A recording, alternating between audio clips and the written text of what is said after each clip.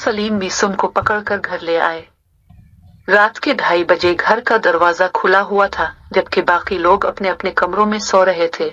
मीसुम अभी भी एक तरनस की कैफियत में चल रहा था। सलीम ने जोर जोर से घर की बेल बजाई। इतने में शबीर अहमद की आंख खुल गई। उसने सबसे पहले उठकर टाइम देखा, फिर कहा, खुदा खैर करे, रात के इस वक्त कौन आ गया है। वो दरवाजे पर आया तो हैरान रह गया, क्योंकि दरवाजा पहले से ही खुला हुआ था। फिर वो परेशान होकर जैसे ही इसने बाहर झांका, ये देखकर उसे एक और झटका लगा, क्योंकि सामने मीसुम और उसका दोस्त सलीम खड़े थे। अरे सलीम मेरे यार, तुम इस वक्त और ये मीसुम इस वक्त तुम्हारे साथ क्या कर रहा है, और ये घर का दरवाजा कैसे उड़ेला। सलीम ने कहा, पहले हमें अंदर तो आने दो शबीर अहमद। फिर वो बोला, सब मेरे दोस्त, सब सवालों के जवाब आप अपने बेटे मीसुम से पूछें, जिसे मैं रात के 2:30 बजे एक वीरान सड़क से उठाकर ले आया हूँ। शबीर अहमद आगे बढ़कर मीसुम को झंझोड़ते हुए बोला, मीसुम मेरे बच्चे ऐसे क्यों खड़े हो, क्या हुआ है तुम्हारे साथ, तुम बोलते क्यों नहीं हो। फिर उसके पापा ने कुछ पढ़कर मीसुम पर फौंका तो वो फौरन होश में आ गया। मैं यहाँ इस वक्त बाहर कैसे आ गया, मैं तो अंदर कमरे में सोया हुआ था। फिर उसने अपने जहन पर जोर दिया तो उसे सब याद आने लगा। फिर मीसुम ने बताया, मुझे एक उल्लू उठाकर यहाँ से ले गया, फिर मुझे नहीं पता वो मुझे कहाँ कहाँ से लेता हुआ एक वीरान सड़क पर ले आया। मैं सब कुछ सुन रहा था मगर बोल नहीं पा रहा था, ऐसे जैसे मेरी जुबान पर किसी ने ताला लगा दिया हो। बाबा जान में एक तरनस की कैफियत में आगे ही आगे बढ़ता चला जा रहा था। फिर मैंने देखा सड़क के दूसरी तरफ आशी बाल खोलकर और मुस्कुराते चेहरे के साथ मुझे बार बार अपनी तरफ आने का इशारा कर रही थी। फिर मुझे नहीं पता, मैं कच्चे धागे की तरह इसकी तरफ आगे ही आगे बढ़ता चला जा रहा था कि अचानक अंकल सलीम सड़क पर आ गए। उन्होंने आते ही मुझे पकड़ लिया और यहाँ ले आए।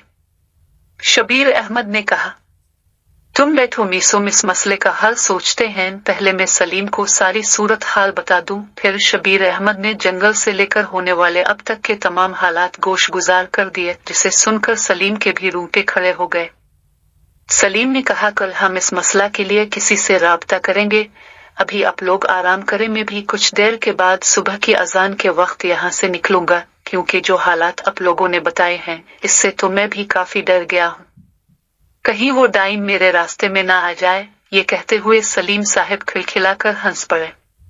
फिर बाबा जान सलीम साहब को गेस्ट रूम में ले आए और मैं एक उलझन ज़दा ज़हन लेकर अपने कमरे में सोने के लिए गया। आशी खामोशी से जंगल वाले रास्ते पर चली जा रही थी कि अचानक उल्लू ने ऐसे कुछ कहा जो वो ना समझ सकी। बस उल्लू एक तरफ को उड़ता चला जा रहा था, जबकि आशी उसे जाता हुआ देखती रही। उसने खुद को गौर से देखा, वो इंसानी शक्ल में थी। उसने खुदा का शुक्र अदा किया और आगे बढ़ने लगी, मगर इसे लगा जैसे इसके पांव को पकड़ लिया गया हो। फिर वो इसी ट्रांस में खड़ी रही। तकरीबन 1 घंटे के बाद इसे दूर से मीसुम अपनी तरफ से आता हुआ नजर आया। इसकी जैसे मन की मुराद पूरी हो गई हो। फिर वो इसकी तरफ बढ़कर आने लगी। उल्लू से लेकर आशी की जानिब बढ़ने लगा। आशी के बाल खुल गए। फिर उसने देखा मीसुम को कोई बंदा अपनी गाड़ी में बैठा कर ले गया और वो मीसुम को जाता हुआ उदासी के साथ देखती रही। फिर वो मायूसी से रात के 2:30 बजे जंगल वाले रास्ते की तरफ दौड़ती चली जा रही थी कि इसकी टुकर एक अजनबी से हो गई। वह बहुत खूब ए हसीना, ये हसन और जवानी और ऊपर से काली रात। उफ़, आ जाओ मेरे पास, मैं तुम्हें अपने साथ ले जाता हूँ। जितने मांगू कि इतने दूंगा, परवाह मत करो। फिर उसने जबरदस्ती आशी को गिले लगा लिया। फिर अगले ही लम्हे इसके दहशतनाक चीख अकेली और तन्हा सड़क पर दूर दूर तक सुनाई दी। फिर आशी ने इसका दिल निकाल लिया और अपने लंबे दांत इसकी गर्दन में गाड़ दिए। कुछ ही लम्हों में वो तड़पता हुआ साकित हो गया। थोड़ी देर में जब आशी होश में आई तो एक बंदे की लाश अपने सामने देखकर फिर परेशान हो गई और कहने लगी, आखिर वो इफरीत कौन है जो मुझसे इतने सारे कत्ल करवा रहा है, जबकि मैं किसी एक को भी मारना नहीं चाहती थी। फिर वो इस बंदे की लाश के पास बैठकर धाड़े मार मार कर रोने लगी। फिर जल्दी से उठी और जंगल की तरफ भागती चली गई और भागते भागते वो थक कर गिर पड़ी। फिर उठकर दोबारा भागने लगे। इस दौरान उल्लू इसके सर पर सवार हो गया।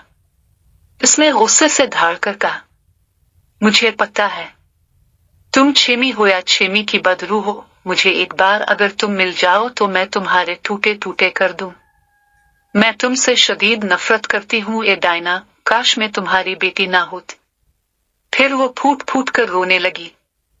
उल्लू इसके अर्ध गिर्द चक्कर लगाने लगा।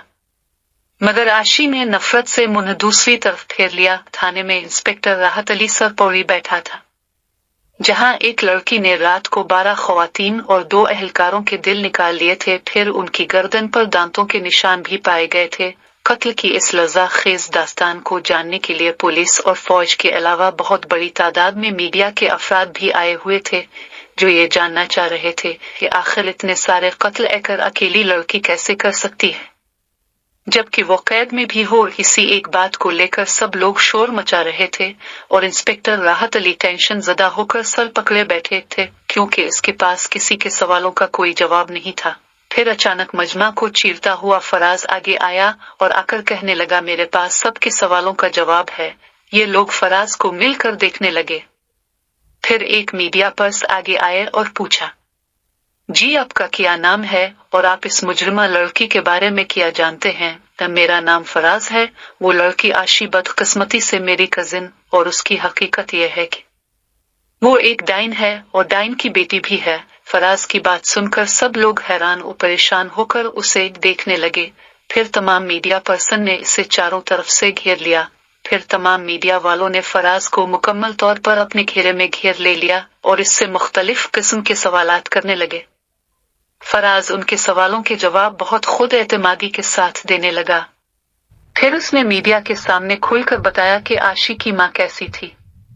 फिर उसने आशी के बारे में भी तफसील से बताया कि वो अब एक खूनखार डाइन बन चुकी है, जिसे पकड़कर मार डालना इंतहाई जरूरी है, वरना तमाम लोगों की जिंदगी इंतहाई खतरे में है। फराज को मीडिया वालों ने बहुत अच्छी सी कवरेज दी। इसके बयान को हर न्यूज चैनल में दिखाया जाने लगा। फिर देखते ही देखते ये खबर जंगल में आग की तरह फैल गई, पर किसी का सिर्फ यही मुतालबा था कि आशी डाइन को जल्द अज जल्द पकड़कर मार दिया जाए। इंस्पेक्टर राहत अली ने फराज से मजीद तफसीलात हासिल कर ले। फिर चूंकि फराज इस केस का मुद्दई भी था, इसको बहुत ज्यादा अहमियत दी जाने लगी। फिर फराज ने आज के ताजा वाकया की खबर इंस्पेक्टर राहत अली को बताई कि किस तरह आशी उसकी गाड़ी से गायब हो गई और इसे पता ही ना चला। फिर फराज ने इंस्पेक्टर राहत अली से कहा, क्योंकि मेरी जान को खतरा है, इसलिए मुझे सिक्योरिटी फराहम की जाए ताकि मैं डाइन के हमले से बच सकूं। इंस्पेक्टर ने इसे यकीन दहानी कराई और चंद पुलिस एहलकार इस साथ रवाना कर दिए, जो दिन रात फराज के साथ उसकी निगरानी किया करेंगे। फराज खुश होकर थाने से घर आ गया। फिर उसने तमाम कार्रवाई गांव के लोगों को बताई कि किस तरह आशी एक खतरनाक डाइन बन चुकी है, जो लोगों का बेदर्दी से कत्ल करती फिर रही है, और पुलिस और बाकी महकमा इसे पकड़ने में मुकम्मल नाकाम हो चुके हैं। आशी डाइन के हालात सुनकर तमाम गांव वालों ने अपनी उंगलियां हैरत से अपने मुंह में डाल ले। सब कानों को हाथ लगाने लगे और कहने लगे कि हम सबको खुदा ऐसी खतरनाक डाइन से अपनी हिफ्ज़ व अमान में रखे। सब लोग जोर जोर से आमीन कहने लगे। मिसुम अपने पूरे खानदान के साथ बैठा न्यूज सुन रहा था, जहां फराज आशी के बारे में तमाम तफसील से आगाह कर रहा है। वो जो आशी के बारे में बताता गया, मिसुम की हैरत और परेशानी बढ़ती चली गई। वो सोच भी नहीं सकता था कि आशी एक डाइन की बेटी होगी, जिसकी बदौलत पूरा कस्बा परेशानी में मुब्तला है, और वो सब आशी से जल्द अज जल्द छुटकारा पाना चाहते हैं। इसे कहीं कहीं आशी से हमदर्दी होने लगी। मिसुम उठकर अपने कमरे में आ गया और सोचने लगा कि मुझे इस वक्त आशी की बात सुन लेनी चाहिए थी। हो सकता है वो किसी मुश्किल में घर गई हो। फिर मिसुम ने दिल में ही इरादा कर लिया, चाहे कुछ भी हो जाए वो आशी से खुद मिलने जाएगा और तमाम हालात जानने की पूरी कोशिश करेगा। लेकिन इससे पहले अंकल सलीम के बताए हुए किसी बुजुर्ग से मिलूंगा और तमाम हालात बताकर ही जाऊंगा, शायद वो हमारी कुछ मदद करें। फिर ये सोचकर मिसुम मुतमईन हो गया। फिर शाम 5 बजे के नजदीक अंकल सलीम हमारे घर आए। कुछ देर बाद बैठे बातें करते रहे। फिर हम तीनों उठकर चले गए। वो हमें अपने किसी जानने वाले से मिलवाने के लिए ले आए। तकरीबन 1 घंटे के बाद हमने गाड़ी एक घर के सामने रोकी, जहां दरवाजे पर काफी रश था, लोगों का तांता बंधा हुआ था। मैं समझ गया कि ये कोई पीर फकीर होंगे या मजहबी शख्सियत जिनसे मिलने के लिए लोग इतने बेचैन हैं। कुछ देर इंतजार के बाद हमें अंदर बुला लिया गया। वो एक सफेद लिबास में मलबूस बारिश नूरानी शख्सियत के मालिक एक बुजुर्ग थे, जिन्होंने हाथ में तस्बीह उठाई हुई थी, जो वो मुसलसल पढ़ रहे थे। अंकल सलीम ने मेरा और बाबा जान का उनसे तफसीली तारुफ कराया और तमाम वाकयात जो हमारे साथ पेश आए थे उनको बताया। वो तमाम हालात सुनकर खामोश हो गए। फिर वो मेरी तरफ देखकर बोले, बेटा, बाज़ औकात जो हमें नजर आ रहा होता है कभी वो ठीक नहीं होता, इसीलिए हमारे मजहब में हर बात की तहकीक का हुक्म दिया गया है। मीसुम ने कहा, जनाब, मैं आपकी बात ठीक तरीके से नहीं समझा, आप मुझे वजाहत से समझाएं। ऐन मुमकिन है कि मैं गलती पर हूं।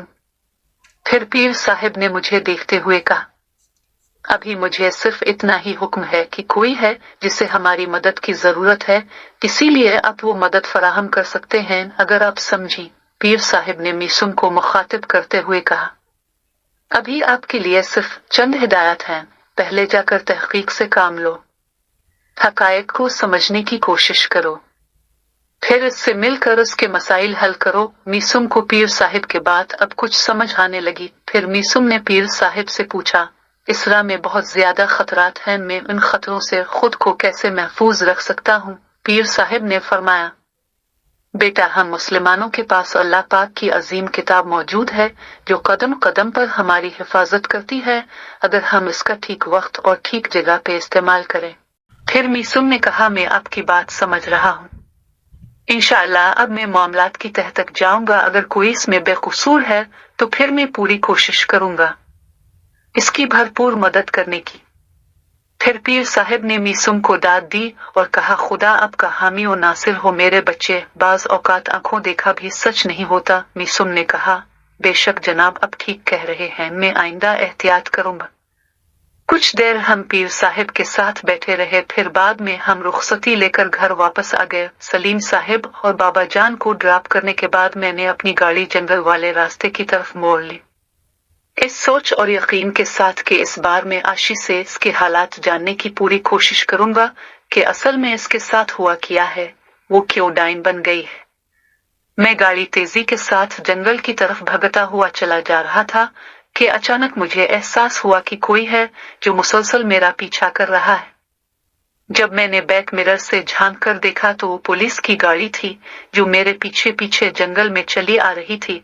मैं हैरान हो गया कि खैर पुलिस मेरे पीछे फिर क्यों लग गई है। इसी शक को यकीन में बदलने के लिए मैंने बीच सड़क में अपनी गाड़ी रोक ली।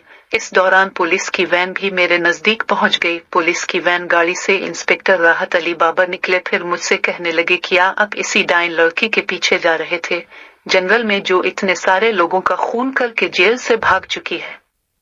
मैं इंस्पेक्टर राहत अली की बात सुनकर हैरान रह गया, ताहम मैंने बात बनाते हुए कहा, जी नहीं, मुझे जंगल से आगे गुजरकर दूसरे रास्ते की तरफ जाना है, मेरे दोस्त की शादी है जो यहाँ से तकरीबन 45 किलोमीटर मजीद दूर है। मेरी बात सुनकर इंस्पेक्टर राहत अली मशकूक से अंदाज में मुझे घूरते हुए गाड़ी में जा बैठे। फिर थोड़ी ही देर में वो गाड़ी फराटे भरती हुई घने जंगल की तरफ रवा दवा थी, जहाँ उन्होंने जाकर आशी को ढूंढना था, जबकि मैंने अपना आज का इरादा तर्क करके गाड़ी वापस मोड़ ली। कहानी पसंद करने का बहुत बहुत शुक्रिया। मजीद इस कहानी का अगला पार्ट सुनने के लिए मेरे चैनल स्टोरीज 7 सेंटर को सब्सक्राइब करें, ताकि मैं जब भी इस कहानी का अगला पार्ट अपलोड करूं इसका नोटिफिकेशन सबसे पहले आपको मिले।